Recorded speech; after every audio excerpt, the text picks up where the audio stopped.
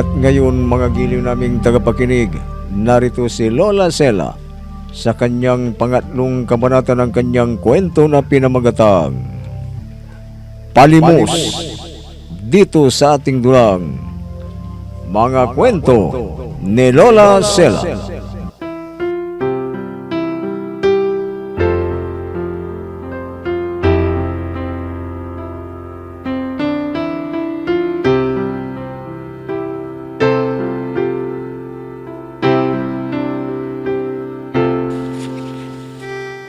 Hindi nahuli ang idanig palod. Nakatakbo siya. Idagaw ni Don Braulio ang baril ng gwardya at pinaputukan. Subalit, sumablay. Ubuwing takot na takot ang matanda. Isang araw, dumanaw si Gina sa bahay nila Ferdinand. Pero hindi lumabas sa kwarto. Gustong-gusto ng mga magulang niya ang dalaga. Subalit ayaw ng binata. Samantala, may lihim na paghagasip Paloma kay Ferdinand. At lagi niya itong kinakwento kay Roberto. Kaya nasaktan ang binata at nagtampo kay Paloma. Isang araw, naisipan ni Ferdinand na bigyan ng trabaho ang mga namamalibos at kasama doon si Paloma. Masayang-masaya ang mga namamalibos dahil kahit papano ay may trabaho sila. Isang gabi, nang pauwi na si Ferdinand, ay napahinto siya dahil may nakahambalang na malalaking saganang kahoy sa gitna ng kalsada. At pagbaba niya sa sasakyan para itabisada ang mga bato, ay tumambad sa harapan niya si Gina na may kasama mga kalalakihan.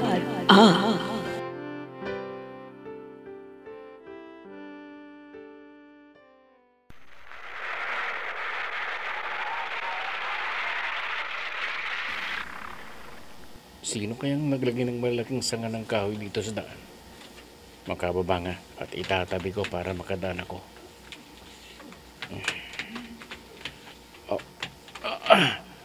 Bigat ng mga sangang ito ah. Sana may makakadaan dito para may kasama akong magtabi nito. Sige! Raportay na lalaki yan! Oo, tama!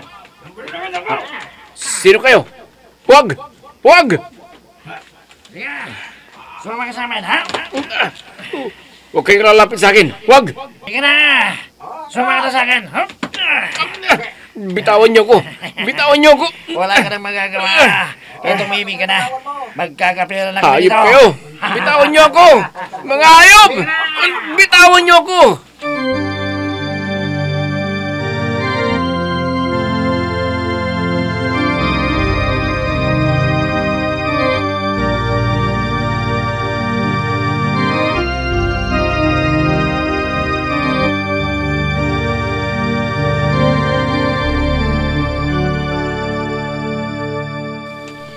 Hindi ako pwedeng magkamali.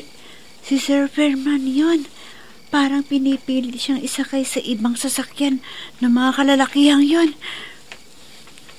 Bitawan niyo ako! Ayoko sumama sa inyo! Bitawan niyo ako!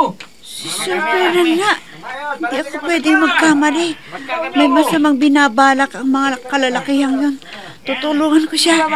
Gagapang ako papunta doon sa kinaroroonan nila. At pipigilan ko ang mga lalaking yan sa masamang binabalak nila. Bitawan niyo ako! Gagapang ako. Sumama sa inyo! Ayop kayo! Ayop kayo! Bitawan niyo ako! Malapit na ako sa kinaroroonan nila. Tamang-tama. Nakatalikod sa akin ang mga kalalakihan. Ngayon, hambalusin ko kayo ng ganito. Sir Ferdinand, lumayo ka na kagad sa kanila. Bilisan mo! Sir, sige, dali! Ngayon, ito ang sa inyo.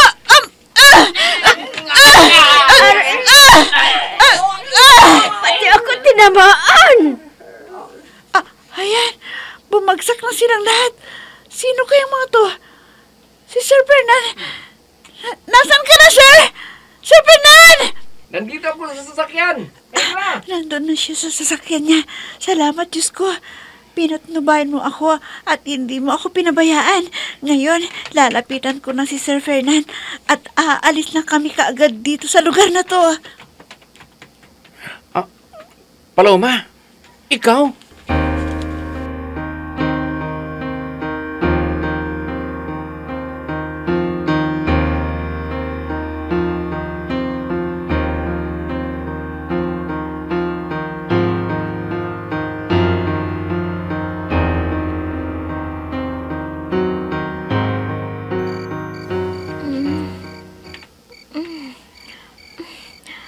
Anong nangyari sa akin?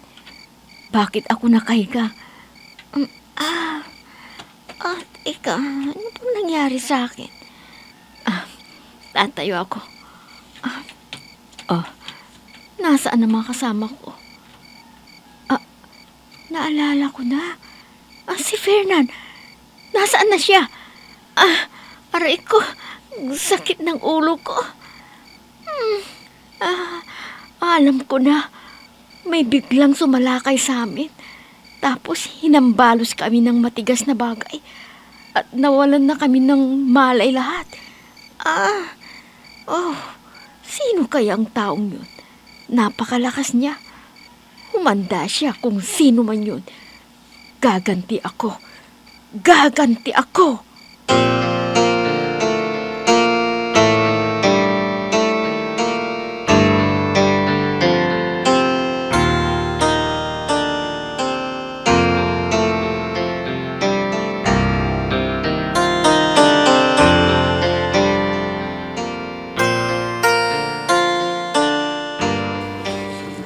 Salamat sa pagkakaligtas mo sa akin, Paloma. Wala ka, nagtagumpay na ang mga kalalakihan yun sa masamang binabalak sa akin. Sino bang mga yon, sir? Palagay ko, mga tauhan ni Gina yun. Ha? Sinong Gina, sir? Matagal nang nagpapapansin sa akin yun, pero wala akong pagtingin sa kanya. Tapos sobrang mayabang. Ganun ba? Ang gwapo niya talaga. Kaya gumagawa siguro ng parang sinasabi ng Dina para mapasa kanya ang lalaking to. May sinasabi ka ba, Paloma? Ha? Wala, sir. Kailangan mag-ingat ka, sir. Baka sa susunod magtagumpay sila sa masamang balak sa'yo. Oo, talagang mag-iingat na ako sa kanya. Gusto mo bang gawin kitang bodyguard ko? Ha? Ako? Gagawin mong bodyguard? Kwan? Oo naman. Pero sir, babae ako at baka ayawan ako ng mga magulang mo. Galit sila sa aming mga namamalimos eh. Huwag kang mag-alala. Ako ang bahala sa'yo. Ang gusto kong malaman, kung gusto mo. O ano, gusto mo bang maging bodyguard ko? Ha, Paloma?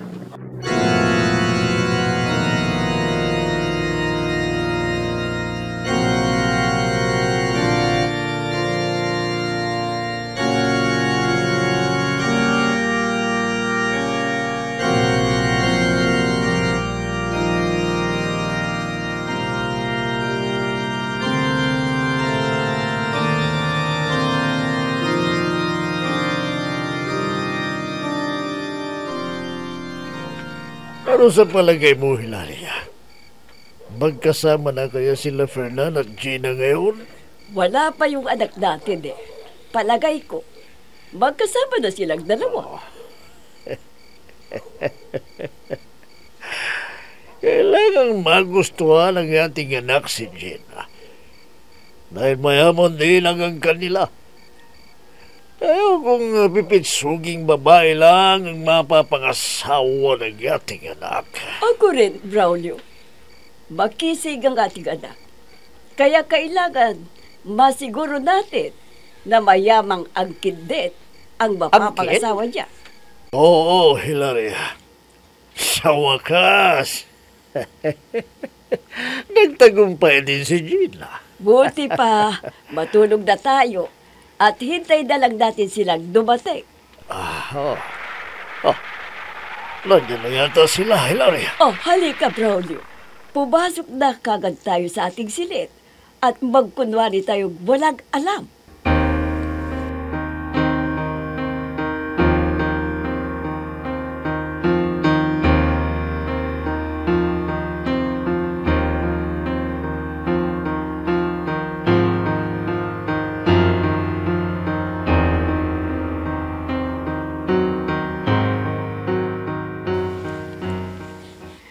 Oh, Paloma, bakit ngayon ka lang dumating?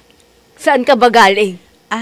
Sinamahan ko po si Sir Fernan na nag-report sa pulis. Ha? Bakit? Anong nangyari? Bakit siya nag-report sa pulis?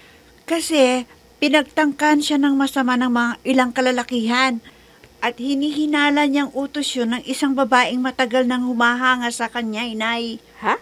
Ay, nako. Anong ginawa sa kanya ng mga kalalakihang yon?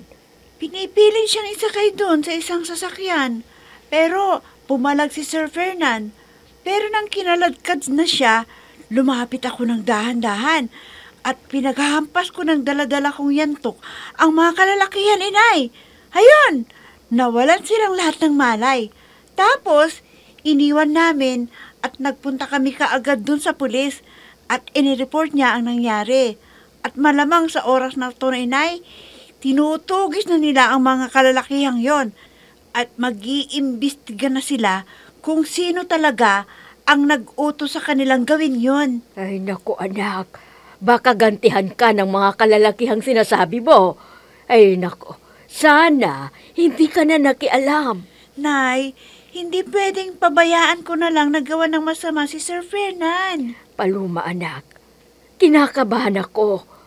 Baka bigla na lamang tayong lusubin ng mga kalalakihang yon. Huwag kayong mag-alala, inay. Palagay ko, hindi nila ako nakilala dahil madilim sa lugar na yun. Ay, anak, ano kaya kung huwag ka munang lumabas? Ako na lang ang lalabas. Ha? Inay, baka matyamba naman kayo ni Don Braulio. Iiwasan ko na lamang siya. Mag-ingat kayo, inay, ha? Walang awa ang mag-asawang yun at galit sa ating mga namamalimos. Ay, sana masubukan rin nila ang maging katulad natin, nakapos sa buhay.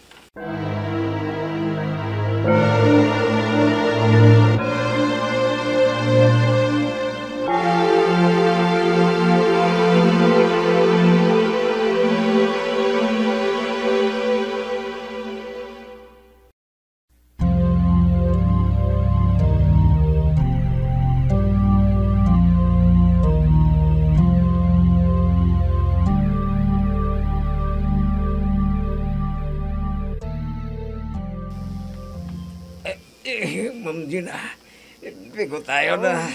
Dugutin lang Fernan na yun. May nakialam, aray ko. Sino kaya ang hayop na yun, aray ko? Bugbog sarado kaming lahat. Tayo lahat pala. Hindi namin inaasang may makikialam. Kaya nabigla kami. Hindi man lang kami nakaganti sa kanya. Kung alam lang namin na mayroong magbububog natin, baka pinatay na namin siya. Naku, kailangang hanapin ninyo ang hayop na yun. At ako na mismo ang magpaparusa sa kanya. Kamuntik na akong mamatay, ha? Hindi lang ikaw kamuntik nang mamatay, Ma'am Gina. Lalo na kami. Dahil kami, ang unang-unang pinagkampas siya ng matigas na bagay. Nabigla rin ako eh. Akala ko, binubugbog nyo na ang Fernan na yon. Yun pala, kayo na. Aawa sana ako eh. Baka mapatay nyo siya. Pero biglang may humambalos din sa akin. Baka bodyguard niya, yung dumali sa atin. Madam, baka bodyguard niya yun. Malamang bodyguard niya. Wala naman akong nakita na bodyguard niya eh. At sabi ng mamagulang niya, ay ayaw daw niyang may bodyguard. Ganun ba? Nako. Kung ganun, sinong nagbugbog sa atin? Sino? Ay, ewan ko. Pero inuutusan ko kayo na hanapin nyo ang taong yun. Ah, May pulis. Ano kayang kailangan ng mga yan? oo nga, may pulis. Bakit kaya? Hira, Brillante! Pulis kami! Pulis nga. May reklamo laban sa'yo. Kaya sumama ka lang matihusay sa amin. Ha? Anong reklamo? Wala akong ginagawang masama, ah. Wala. Ang mabuti pa ay doon ka na magpaliwanag sa presinto.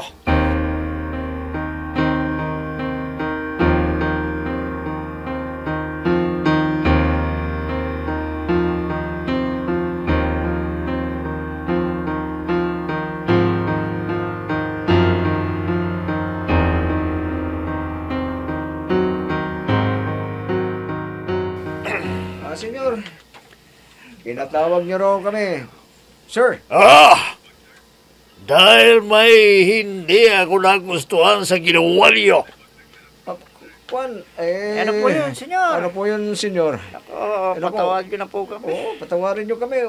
Huwag niyo naman kaming tanggalin sa trabaho, sir. Talagang tatanggalin ko kayo kung mauulit na naman ang hindi ko gusto. Senyor, ano bang nagawa namin kasalanan? Senyor, ano bang nagawa namin? Hindi ba kabilin-bilinan ko sa inyo na huwag kayong magpapapasok ng namamalimos sa loob ng motor center? Bakit niyo sila hinayaang makapasok, ha?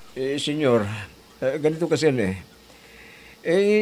sinabi po namin sa gwardya nang makakita kami ng pumapasok ng mga namamalimos. Kaya lang po talagang marami sila.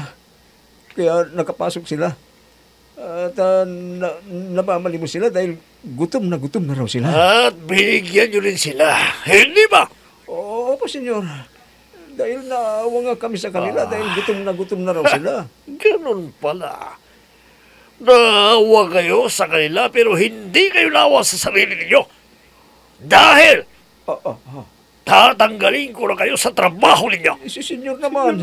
Huwag naman, senyor. Magugutom ang pamilya namin kapag wala na kaming trabaho, senyor. Sige. Para wala naman kayo masabi sa akin, bibigyan ko pa kayo ng isa pang pagkakataon.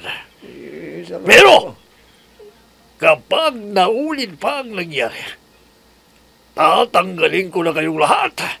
Naintindihan ninyo? Opo, senyor. Opo, senyor. Opo.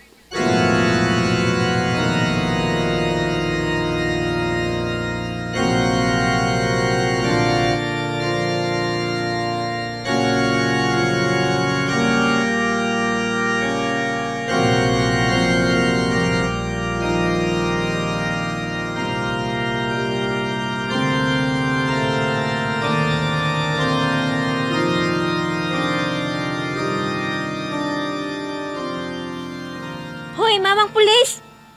Ilabas mo na ako rito! Visit na pulis naman to. Ayaw man lang akong sagutin. Hoy, mamang pulis! Bingi ka ba? Sabi ko, ilabas mo na ako rito.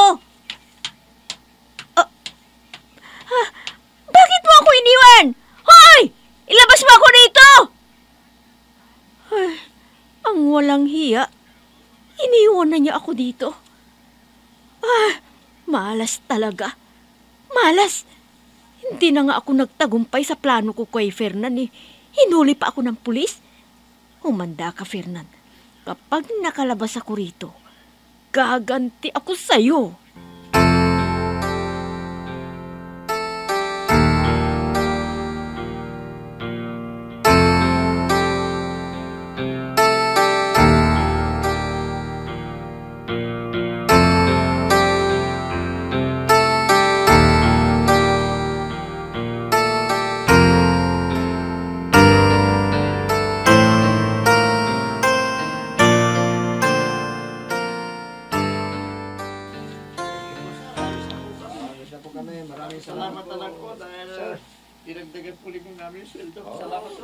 Walang ano man yan. Alam ko kung gaano kahirap ang trabaho ninyo. Kaya dinagdagan ko. Kaya lang sana pagbutihin nyo pa. Opo, sir. Asahan nyo. Lalo namin pagbubutihan ng aming trabaho. Mabuti naman kung ganun. Sige, umalis na kayo para makapamili na kayo ng mga kakailanganan ninyo sa inyong mga pamilya. Sige, sir. Alis na po kami. Tara na, kasama. Tayo na. Sayang masaya ang mga tauhan ko. Ang sarap ng pakiramdam kapag nakakatulong ka sa kapwa. Buti pa, pupunta na ako dun sa sasakyan. Nandoon na si Paloma, hinihintay na ako. Mga kasama, tagmay na natin siya. Sige, tagmay na natin siya. Ngayon din. Sige. Hindi ka na makakapalag yun. Huwag kayo lalapit! Huwag! Huwag!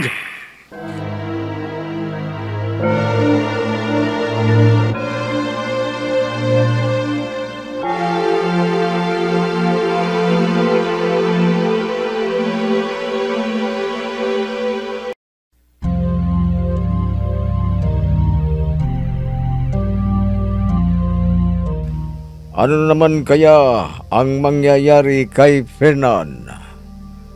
Magiliw naming tagapakinig, abangan ang susunod na kabanata ng ating kwento na pinamagatang Palimos, dito sa ating dulang Mga Kwento ni Lola Sela. Mga nagbigay buhay sa ating dula: Myra Abrihal Narnula, Susan Malignem, Ami Diaz, Oscar Ora, Robert D. Guzman, Jun Cabato, Eva Alcoreza. Technical Supervision at Musika, Oscar Ora. Nilapatan ng tunog, Robert D. Guzman. Sa panulat at direksyon, Emma Dalupe. Mga Kwento ni Lola Sela. Inihahandog ng IFRI Recording Studio para sa Pambansang Radyo ng Pilipinas, Bombo Radio, Philippines.